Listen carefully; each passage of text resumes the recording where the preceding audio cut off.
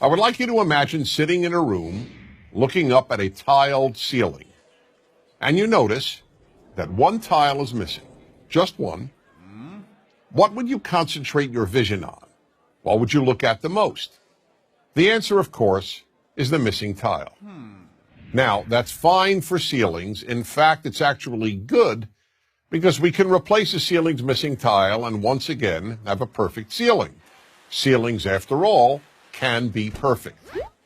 But this doesn't apply to life. Most of what is missing in our lives, or what we think is missing, cannot be replaced. Unlike a ceiling, life can never be made perfect. For that reason, concentrating on the missing tiles in your life is a big problem.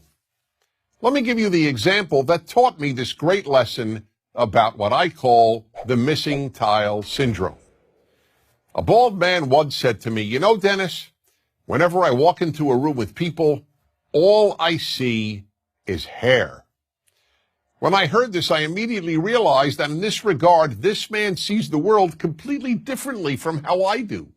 Because I have all my hair. When I walk into a room, I don't even notice hair. It's not a missing tile for me. But for this person, hair is what he sees. This applies in some way to everyone. When a woman who thinks she has imperfect legs walks into a room, all she sees are perfect legs. Or take the example of the woman who once said to me, "Wherever I go, all I see are pregnant women." Now, how could that be? The vast majority of women, even those young enough to be pregnant, are not pregnant at any given time. But that was all she saw because she wanted to get pregnant and wasn't able to. Her missing tile was not having a child. That's the way human nature is. We focus on what's missing in our lives. The missing tile syndrome is a very big obstacle to happiness, so big, in fact, that it makes happiness almost impossible. There will always be something missing in your life. When you see other people's kids, you'll think you see tiles that are missing in your own children. Gee, why can't my kid study as hard, or be as polite, or be as bright, or be as good-looking, or be as athletic? The same holds true regarding our spouses, our work, our looks. The list is endless. I'll give one more example. When I was single and looking to find the right woman, I wanted to first identify the most important trait to look for in my future wife.